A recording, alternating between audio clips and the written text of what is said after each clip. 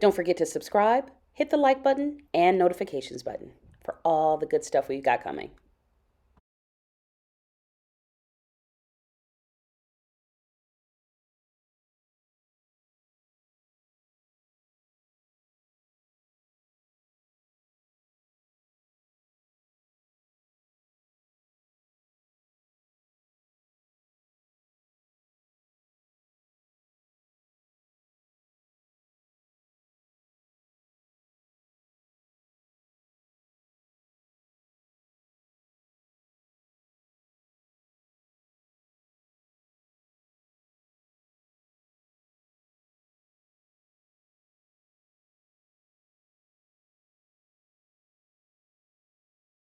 Indigo, how are You're you? recording? You're I'm going to be good, recording Jayne. this? Hi, how you doing?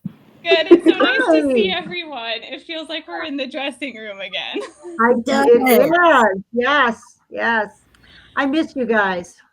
I miss you guys.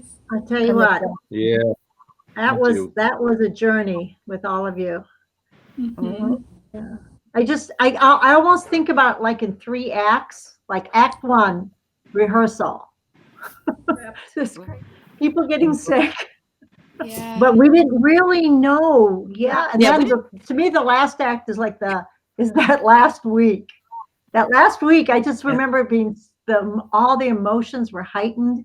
We didn't know Hmm. what was going on, and oh wow. All right. Hi, this is the cast of the Puppeteer.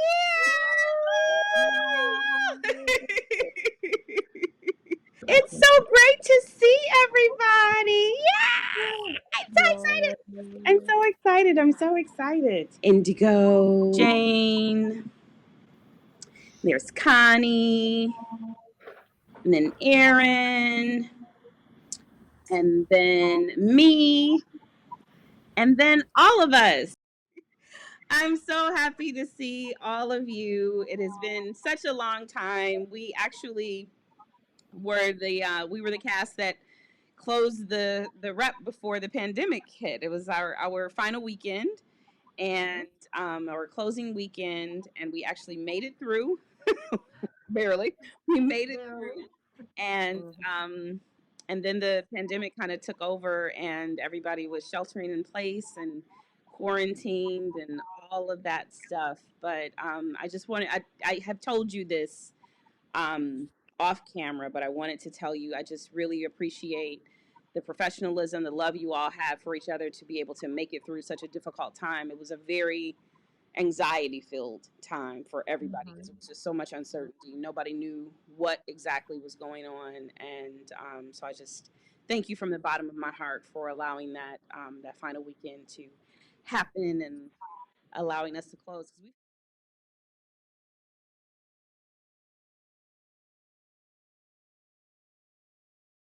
Say, I've been trying to get back on the rep stage since I was in a show a number of years ago, called A Thousand Circlets, because I love working at the rep. But either my schedule didn't allow it or another actor was chosen. So I was thrilled to be cast in the puppet. Yeah, I auditioned for everything could remotely get at the rep. Well, after graduating school, I had just been obsessively checking the equity website for anything I was possibly right for. And my husband is from Detroit, and he had said, "Oh, if you ever get a chance to work at the rep, do it, do it." So I was just really excited to audition. And it just honestly felt like being welcomed into a family. Just such a lovely experience. And I'm so grateful that we got to be acting until the last possible day when everything shut down.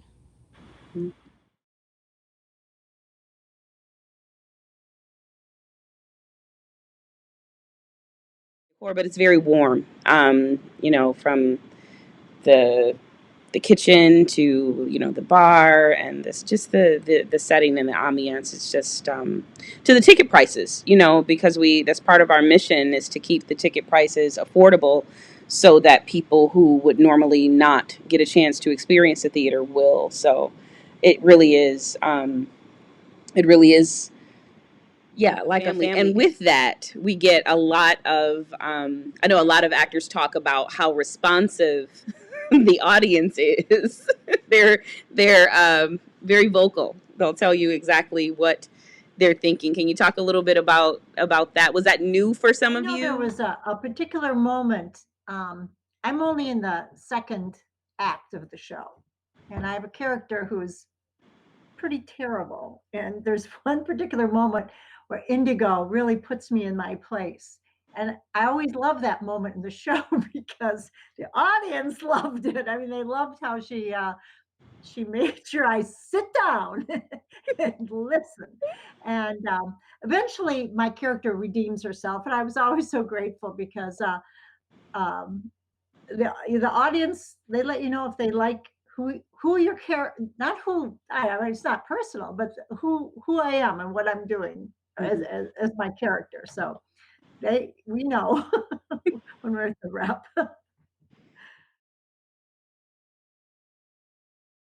At first, it took some getting used to. I had to like go into overdrive focus because it was funny. It was hilarious, the stuff that they would say. And sometimes I would be like, I would have to really just lock in with Jayne to get through the scene because it was funny. But after a while, like if we had a quiet audience, I would be like, talk to me. No, talk to me. I need to know that you're here. But I enjoyed it. It was almost like another character in the show. Because the audience's response was so overwhelming in these things. We really were concerned that the message wouldn't be clear, or whatever problems that we had. But we had such a good response from the audience, and just trusting the process and talking it through. And with all the talk about democracy lately, I think we truly had a democratic process, and it worked. It was cool to see how the conversations in the room ended up shaping the play to an extent and how it affected our production. So I felt really lucky to be learning not only from doing that long of a run and working on 3 different characters at a time, but learning from the conversations in the room and how it changed the story and the characters. As far as my character, she was the same person, only older. And she was also shaped by a couple of decades of just life happening with this family. And that was the fun part to explore, like how did this rather brittle woman with all these expectations for her son, and how did she surrender some of that control and embrace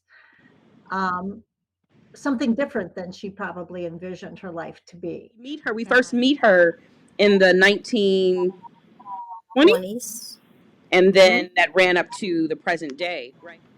Well, I played Connie, and I played 5 different Connies. I played a Connie in like 5 different generations of this family. I had to pull from inner and also history and historical figures as well.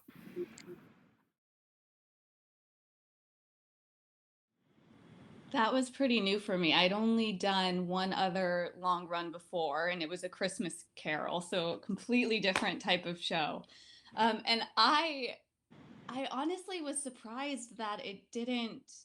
I think I was prepared to have to really work to keep myself engaged and to stay nervous before each show, but I didn't have to do that. I always felt nervous and excited before. Cool to see that no matter how many shows you have under your belt, each show is different, and the audience makes it different too, especially at Detroit Rep. The audience really kept me on my toes because I never knew what they were going to do or say, and I had to make sure that I was focused enough so that we could get through these things because they're gonna do something and I can't break. I gotta focus. But yeah, the audience really helped me to stay on my toes and stay sharp and not get comfortable, or not rely on muscle memory, because sometimes that happens. The muscle memory kick in and you don't remember what you did when you get off the stage. But Indigo had said, are you going to leave me like your father did? And this one lady right in the front row says, "Whoa." And Indigo and I just had to maintain eye contact because we were both about to crack up. We've had times where a patron has come to see the show multiple times, and so they'll finish the character's line for them. Or if by chance you flub the line or you go up or something, they'll be like, "That's not what she's supposed to say."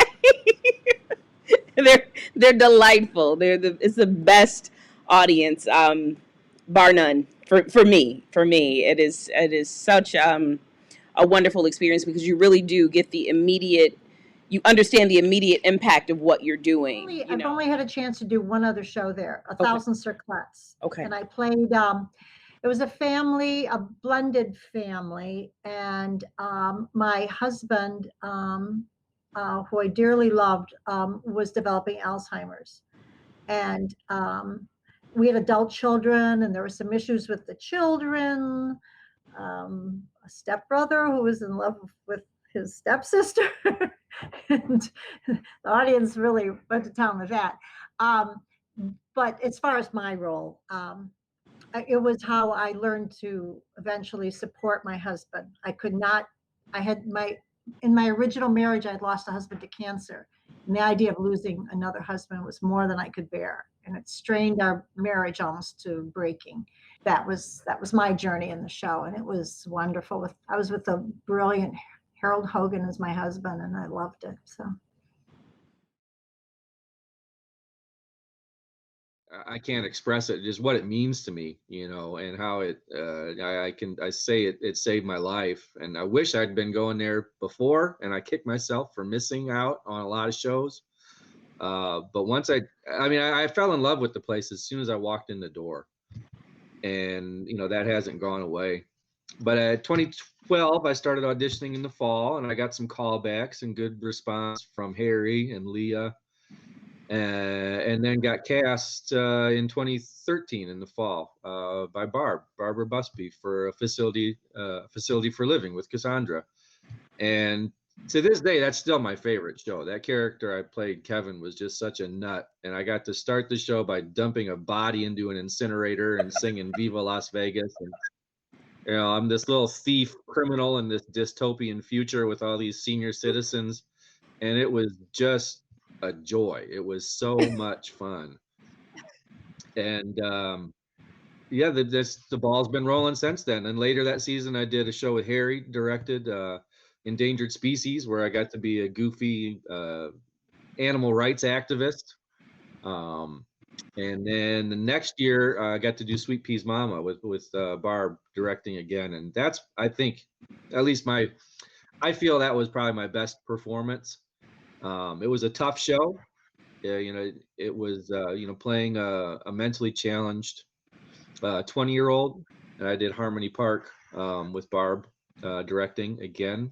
And things really well in 2018, 2019, and 2020. I did Harmony Park in 2018, Aubrey in 2019, and then Puppeteer.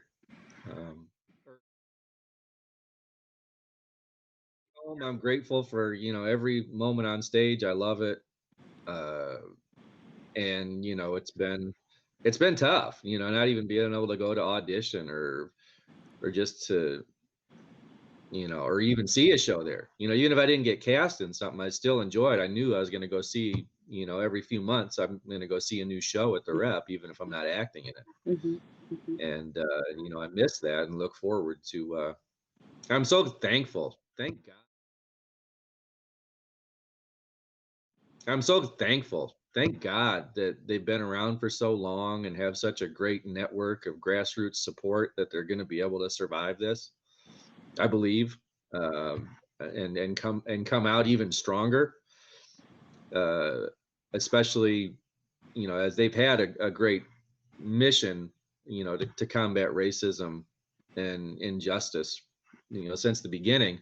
And it's even more important now, and it seems like we're so ahead of the curve in a lot of ways, and it's a very special place to me. It is. I agree. I agree with you. Because I tell people, I brag on the rep all the time, because a lot of what we used to call non-traditional casting, color conscious casting, or indifferent casting, just whatever that is, where you cast the show with the best actor in the room if it's not germane to the play, if race is not germane to the play, and sometimes if gender is not germane to the play, then you cast who fits the part best. And we've been doing that since 1957, before it was technically legal in a lot of places. So yeah, I'm very, very proud of the Detroit Repertory Theater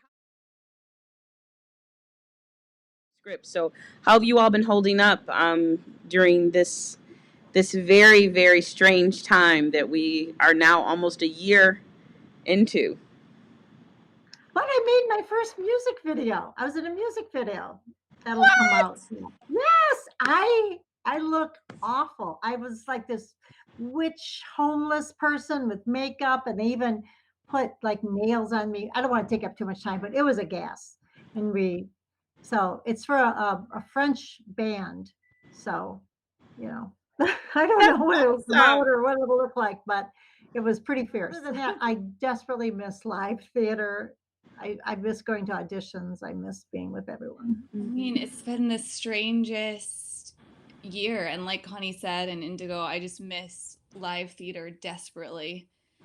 And so grateful for anything creative that comes my way. But honestly, like clinging to the hope of just like daydreaming about sitting in a theater again, or rehearsing in the same space as other humans again. And yeah, it's a combination of it being hard to miss something so much, but also, as corny as it sounds, feeling really lucky to have found that thing that like fills our lives so much, and knowing that it'll be there again. You'll be ready when it comes, when we get back. There's one member of our family missing, Yolanda Jack, our awesome stage manager, and the only reason she's not here is because the capabilities that I have are limited to these 5 people. So otherwise I'd have to do some other finagling, and I wouldn't be able to control the scenes as much. But we do love Yolanda. She's pretty awesome. You're like, I know her. So. She's pretty awesome. Yeah, she has she's a wonderful presence down at the Charles H. Wright Museum of African American History. She's been an educator there for quite some time. She knows her stuff. So we wish that she was here. We're going to have her in another conversation, but she held the show together so well after I departed. For those of you who don't know, once the director's done after opening night, and then the show becomes the stage managers to maintain. They maintain the artistic integrity of the show. So she does that so well, and she's such a delightful person. And we wish that she could have been in this conversation, but I'll figure out a way to work her in some kind of way. So thank you all so much. Was there anything anybody else didn't get a chance to say, wanted to say while we're here? Anything? And we love all of you. Thank you for being a part of our family. Thank you for agreeing to do this.